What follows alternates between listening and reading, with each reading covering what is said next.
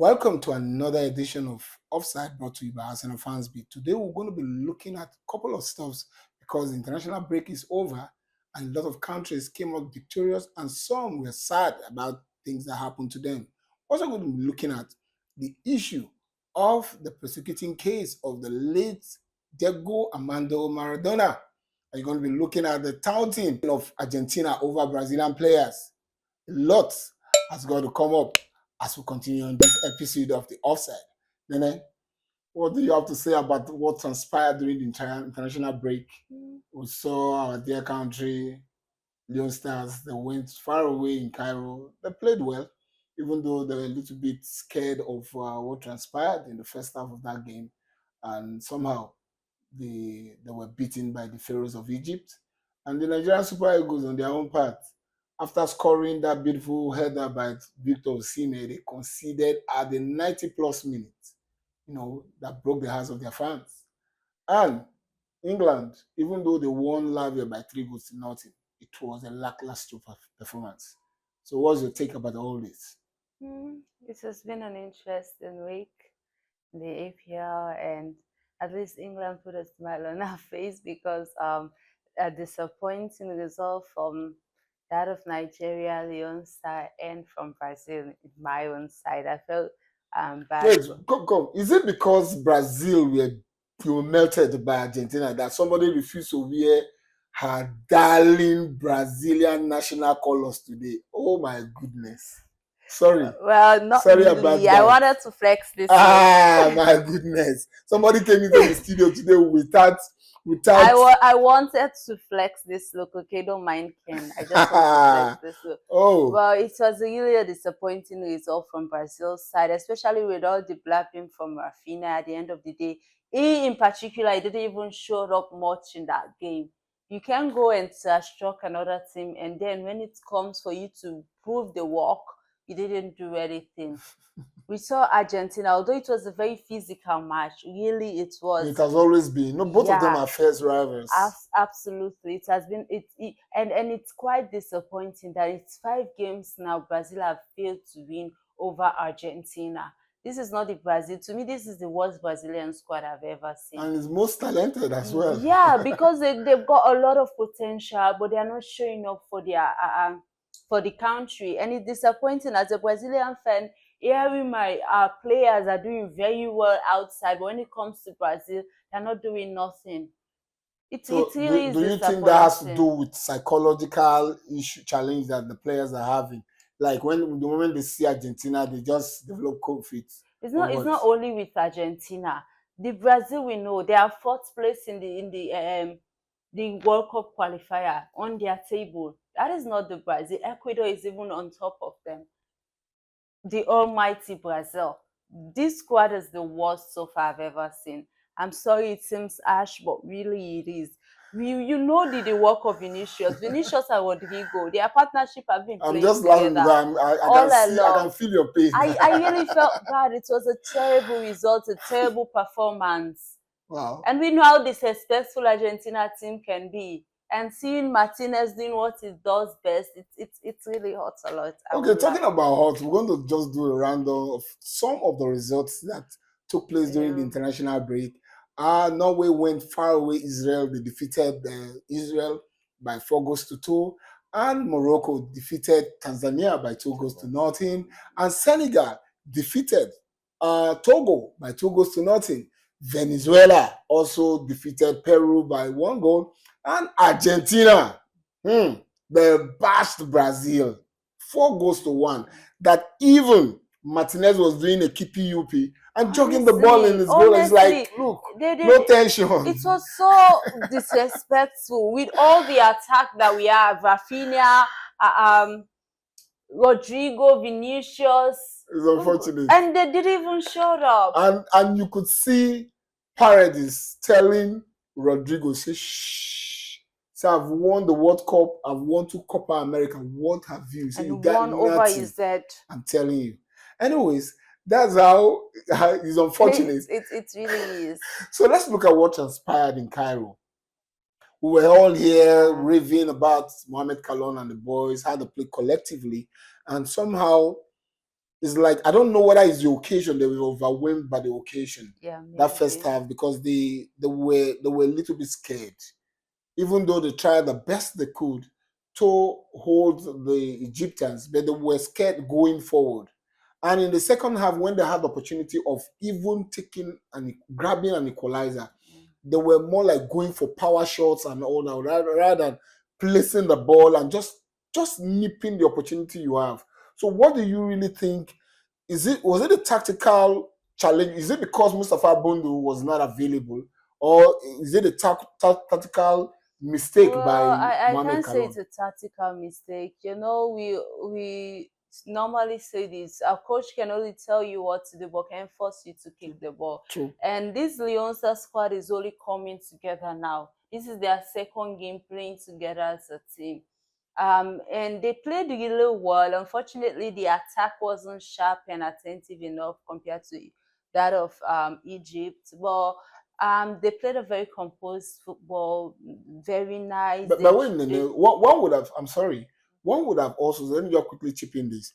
One would have also say, Mohamed Kalou. Do you think it was an error for him to have benched Musa Tombo, not starting him in that game? Well, I don't think so because Kaikamaya didn't flop. If Kai should have flopped, then I should have said that it's a tactical error. It's just that we were unlucky and the squad is lack experience a little bit Okay. because Israel Egypt is a big team. They have Yeah, I agree with you experienced on the aspect of player. They experience. have a player Mohamed Salah that most Sierra Leonean players admire a lot. And facing a player like that is just like facing the Messi of Africa. True. You must feel a little bit, this Jittery, is yeah. Mohamed Yeah. and Salah Salah. And most of these guys and are home-based Mamouche, players. Yeah. exactly. And these are players, most half of the team, if not most, in fact, 80 or 90% of Eighty us, percent of the team. 80% of the team, they are only experienced in playing our local league. We only have few. And playing that kind of tough in Cairo Exactly, too. and it was tough. It's an away match. It's Egypt, one of the best team in Africa, Africa. right? They played very. They were composed. They were able to just get one goal from Egypt, which was disappointing. But besides that little mistake that lead to goal, I think that the team really played well. They were composed. Just that at some point they were lacking the time. Like I don't know if they were hesitating or lack confidence or something It's the that confidence of they going yeah forward. Like, like going you know what? forward. Okay, look, I think if the players had look at this game, Yeah. like we don't have anything to lose. Let us trust Absolutely. in They, they, everything. they, They they would should have, have just go and yes. enjoy, but they were so like they have it in their head that the attack of Egypt is too sharp. So let So us be let them careful. not concede too many Exactly. They goals. were Yeah. being too careful instead of playing a very good game, enjoy and go and make use of your chances, but they were holding back too much. But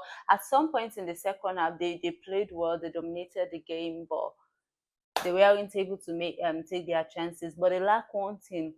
They wasn't able to, they don't know when to let go of the ball. And the confidence level, like it all So they goes were down to holding they more to were the ball. holding the ball too much. They don't release the ball on time, and that I was think one I of think the that would be a reason learning why. curve for them because for Yeah, you to yeah. go to Cairo and you're just being beaten by one of the best team in Africa and by a lone goal. And for me, I still have issue with Alhaji Cisse, the goalkeeper. His positioning has been a big No, challenge for me. no, I In don't. the I don't. first game against Guinea-Bissau, it was still his positioning. His positioning is key for me. It follows the phrase of and movement of the ball rather than positioning. See, a good goalkeeper that knows his onion doesn't follow when the ball go to the left, you move to the left. That is what he does. His positioning is key, and that was why that goal was scored against him in Liberia against Guinea-Bissau. And the same thing that when Trezeguet scored that goal, you could also see the second goal that what would have turned out to be the second goal that hit the bar and went over. Yeah. His positioning was poor. Well, He's a good goalkeeper, right? yeah. But he need to work on his positioning. Yeah, I think he's a good keeper, and there's a room for improvement. Yes, agreed. He's just, he's No, just being, that is he's why just getting his first, if not his first call up, yes, or so he's that is just why getting we're exposed. reviewing their Yeah, their but I think he will get it with time, and the coach, because he improved a lot than that of Guinea-Bissau compared to when we played Egypt. He faced to more more shots, shots yeah, with Egypt. He was able to do incredible save, saves, catch yeah. the ball, hit the ball at some point. Just that was having few mistakes, like you said, his positioning, he was No, lacking in that's that he's area. a good But goalkeeper. You other can't take than it away that, from it him, was good. but you need to improve on it. Yeah, it Every was goalkeeper good. have their, goalkeepers. Some goalkeepers, when it comes to area balls, they don't. Someone like Ben Leno, Yeah. he will always come out and return. So he's not good in area balls, but he need to work on his positioning. Yeah. Okay, now let's look at the Super Eagles of Nigeria. I think they had a similar challenge with Leon Stars. They Yeah. were going for power shots to score, and the goalkeeper was just like brushing off everything, and somewhere hit and going off. The defenders were blocking them. If they had settled well, that was a game that they would have scored at least 3 goals.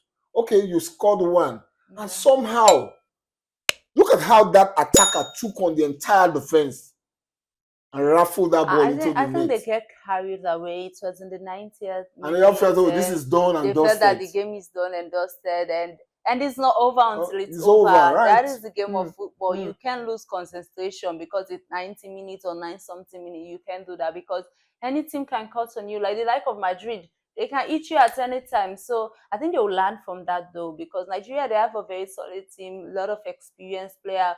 Um, Two of the best African strikers. So it's just a little defensive blunder for them. But I think overall they had a good game. They didn't make use of most of their Chances, chances, right? but they will get there. There is a room for learning. There is room for improvement, and let's see how the fight Okay, goes with talking them. about getting there, the Three Lions of England, they played well. I think these three debutant coaches, they have issues in this their second match.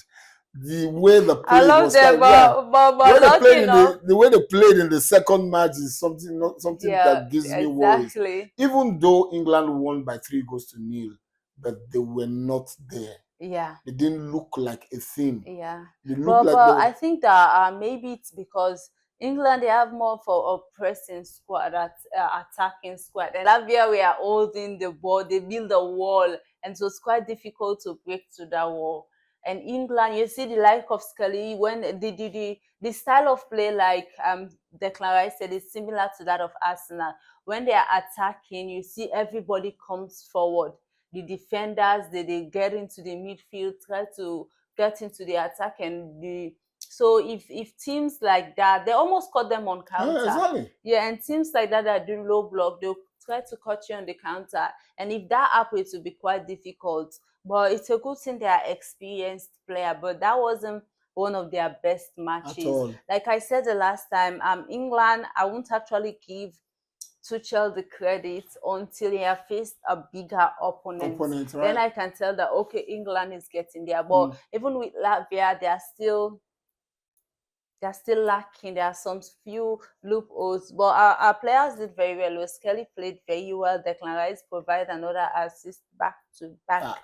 assist for our guys. So it Anyways, was a good match, and of course the captain as well, Odegaard, gave an hat-trick of yeah, he assists. played well It too. was very good. And somebody said that you see Odegaard, I read a comment somewhere in our WhatsApp group. Somebody said that you see when Odegaard is playing with a better attacking team, he provided an hat-trick of assists. So maybe he's not the one at fault in Arsenal, it's because we lack attacking power. Well, I don't really think that. Do you agree with that? No, Odegaard hasn't been. Even he Yes. acknowledged the fact that he hasn't been Yeah, playing he well. hasn't been at his So best. So probably I he's don't beginning to think find his that. shooting boot again. Exactly, And and so and let's since let. he lost it in Norway in Mhm, their team, mhm. so if he got it back there and come back, it will be good for us because he lost that boot in there. Anyway, talking But it about was a good. losing it in his team, we lost Diego Armando Maradona. And the last time on Offside, we spoke about his personal prosecutor, Patricio Ferreira, saying, look, I'm not leaving any stone unturned. And the daughters also said, look, there is some sort of complicity in the death of their dad. And they're looking at it so far. 8 persons have been remanded. And one of the key persons that has been remanded is Julio courier, his personal guard, who initially had said that he didn't even know the doctor, he didn't even have anything to do with doctor. But somehow, these guys, prosecutors, they have a way of digging into people. Yeah. And they saw exchange of messages and even saw that they had meetings prior to his death, meetings at various restaurants and all that. So he's been accused of perjury because he knew these people and denied that he never knew them. And one of Diego Armando Maradona's daughter, Jana, he said that they personally requested that their dad be moved to another clinic. And his personal doctor also refused. So there's something. So a lot of things is brewing up. So what's your view about when we people celebrities now have personal this, personal that, and yet this personal guys, personal writer, personal doctor, they end up betraying you?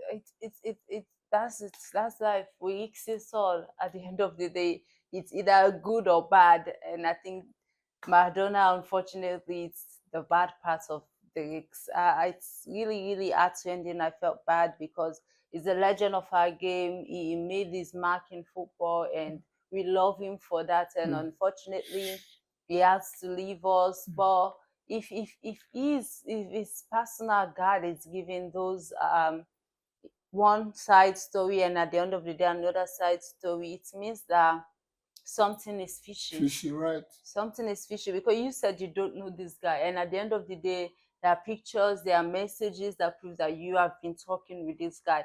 And this is the same doctor who know that this guy is not doing perfectly well, but decided to let him go home and stay. And you, as the bodyguard, you would have told if this guy was doing very well while he was at home, because you are with him all the time. You are his bodyguard. You are there to protect him.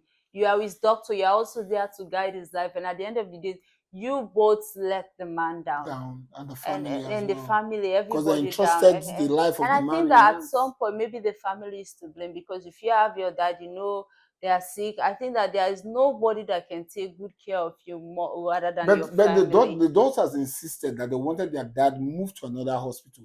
And when the man that all your dad's life has been his medical practitioner says no, we want him to be here, let him be here. What would you do? I think because that if anything had happened on the contrary, they would have yes, the guy would have said, "Oh, you guys killed the man." So but they even needed to at go. that, what I'm trying to say here is that the daughters should have been beside the father, or send a relative or so, somebody that would have been there guiding him, helping him out. Because these people that we hire sometimes, they are just there for the money. They don't have us at heart.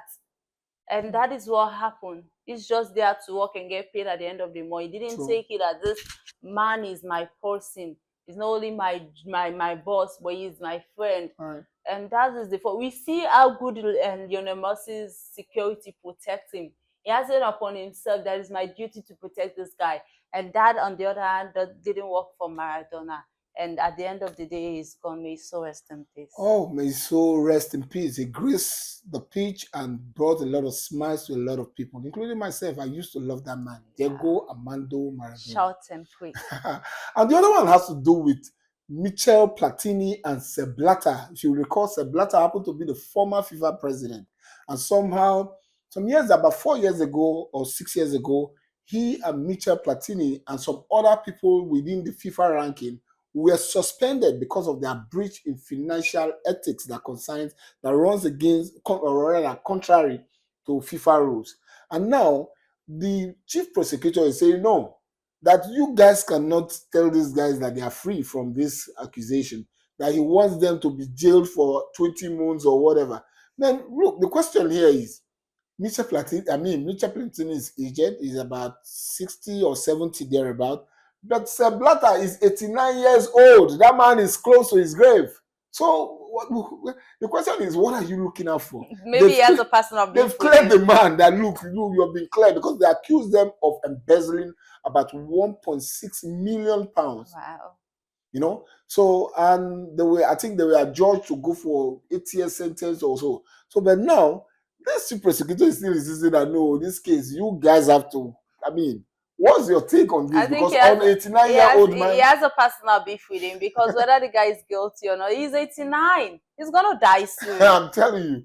And even if he doesn't die, so he doesn't really have the strength to do anything or else. It's like living and suffering.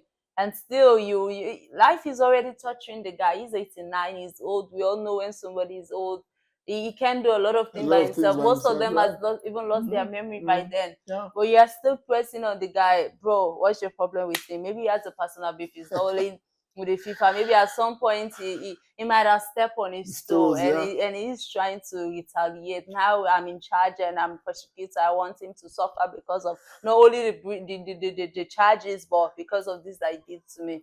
And it's really not fair. Please, Let so the the guy chief go. He's to the chief 89. prosecutor here on offside, we are saying day your day, make we day our day. The Ah, man has been, he and Michel Platini have been discharged and acquitted. Just let it be. let him They've suffered be. enough. They've taken the position from him Exactly. that he's no longer FIFA president. He has let go all those things. Long time So ago.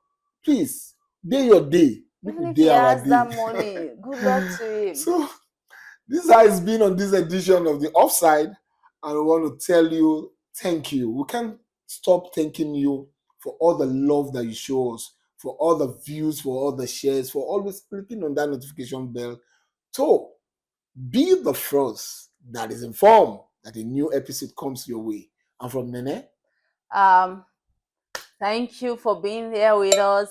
Keep subscribing, keep making your comments, and good luck to our players as they are returning back to their various clubs. And let's continue this in the Premier League, La Liga, and Champions League, and every other league. and then this is the Offside.